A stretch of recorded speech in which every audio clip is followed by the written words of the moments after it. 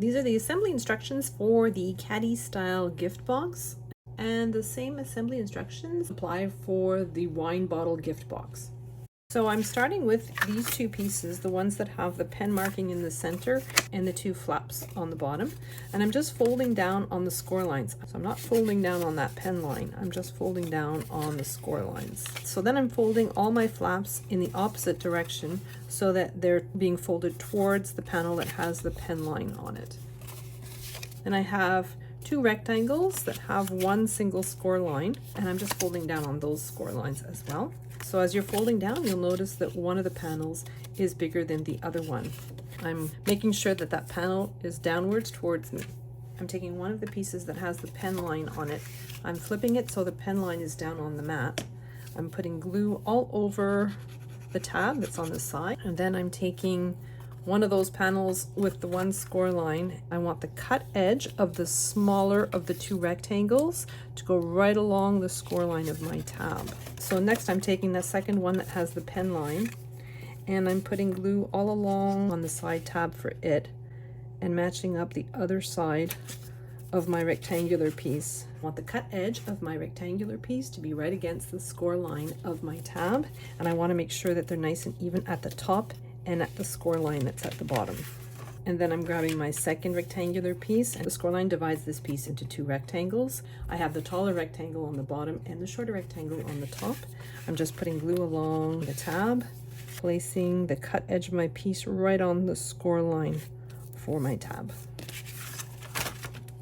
So next I have my decorative panels, and each one of them fits in one of the four top rectangles of the piece that I've just assembled. I'm just gluing each of them down, trying to maintain an even border all the way around my panel. Right. So next I have these two pieces that have tabs on three sides and a little notch at the top. I'm folding down on those score lines to create the three tabs on both pieces. So now that it's decorated, I'm going to flip my piece over, and I'm looking at the inside of my box. I'm going to take one of my pieces with those three tabs, and I'm putting glue on one of the side tabs, and I'm folding up the bottom tab and I'm slipping it under this panel, so this flap, and I'm gluing this tab down so that it's right along that line that's drawn on my box, the whole while making sure that the bottom of my score line is right at the score line for this flap, because this piece goes underneath this flap. So next I'm taking my second piece, and it's going to fit like so. I'm putting glue all over my tab and then glue all over the rectangle that has the notch in it. I'm gluing in this piece right up against the piece that I've already glued in. I want to make sure that those notches match up completely, and my tab is right up against the tab that I've just glued in. So my tab should also go along that drawn line. It's even at the top. So I'm flattening those tabs that are at the bottom. I'm bringing those two flaps on either side of my tab. I'm bringing them upwards, and then I'm flattening my tabs again. These tabs have to go under those two panels. And now I have two rectangles on either side. I'm temporarily folding them to the exterior of my box, just to get them out of the way. And then I'm bringing the other end around, and then I'm putting these bottom tabs in between the slot of these two flaps. Automatically it'll bring these tabs to my drawn line. So I'm just putting glue on both of those tabs.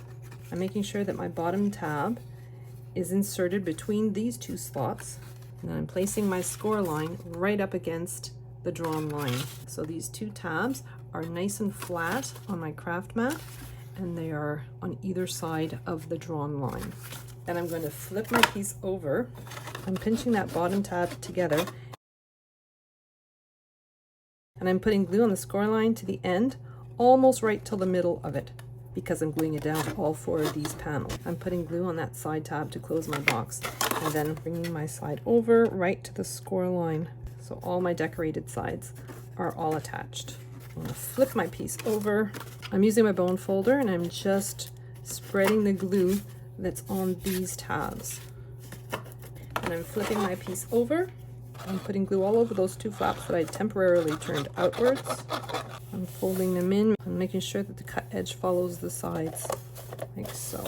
Flip my piece over, spread the glue, So next I have a square that covers it all. Now this is especially important for the bottle one because it provides extra reinforcement for the bottom of the box. For the bottle version, I've used craft board in a lot of the structural pieces just to make it sturdy enough to withstand the weight of 2 bottles. But for the smaller version, I'm just using 80-pound cardstock. So I'm just gluing that into place. And then I have 2 identical pieces with a slot in the center. I'm just gluing them together so that they're directly on top of one another. I'm just inserting them in the center of my box and they fit into the piece that I've already glued in. So next I have my handle piece. I'm just gluing down my decorative inset.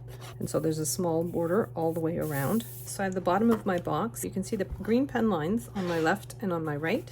I'm just putting glue on the underside of this piece from pretty much the beginning of the notch all the way to the bottom. And then I'm gluing my piece into my box. So you make sure you're gluing it to the one that has the pen marks on the sides.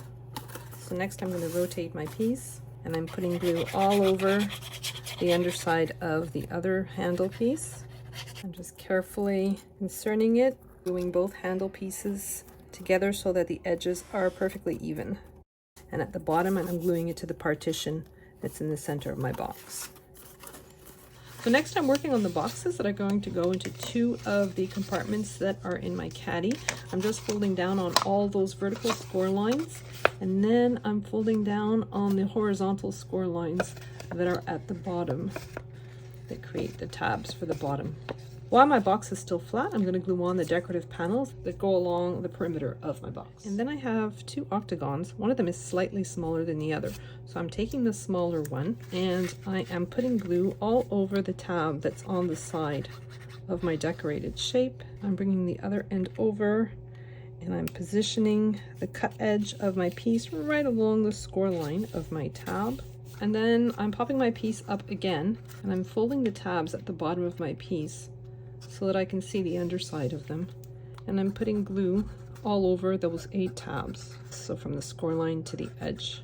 And then I'm carefully folding them back inwards like so and positioning my piece on my craft mat. I need all of those trapezoid shapes facing towards the center. And then I'm going to take my octagon and I'm placing it so the flat sides of my octagon are mimicking the flat sides of my shape.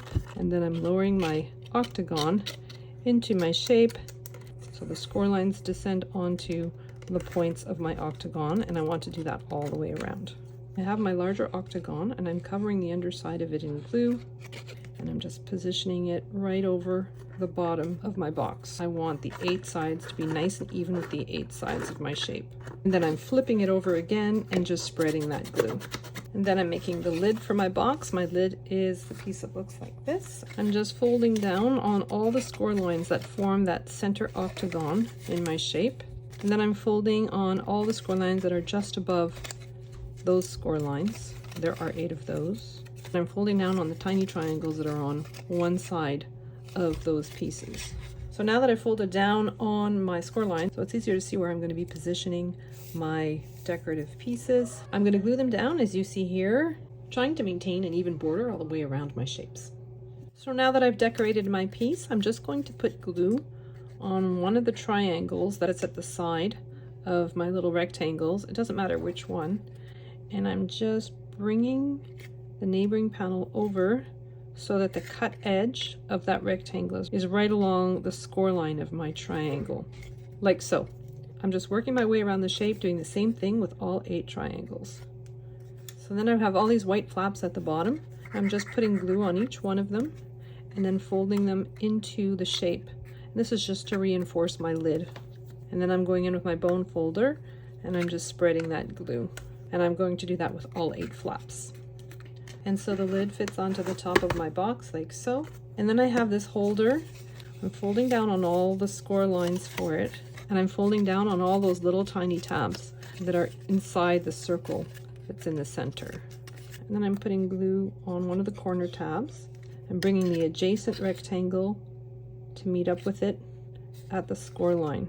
The cut edge of that rectangle is right against the score line of my tab. And I'm going to do that for all 4 corners. So that center circle is sized for a small Bath & Body Works cream, so it fits just inside. I'm just lowering the insert into my caddy and then I'm securing my object inside. I've already done 2 of those inserts, so I'm going to finish off the second box the exact same way as the first one. All right, so now that I've finished my last box, I'm inserting it in, and that's my little caddy. And for the larger version, I have the same inserts for the bottles. So my recommendation is to put the bottles in opposite corners because of the weight of them.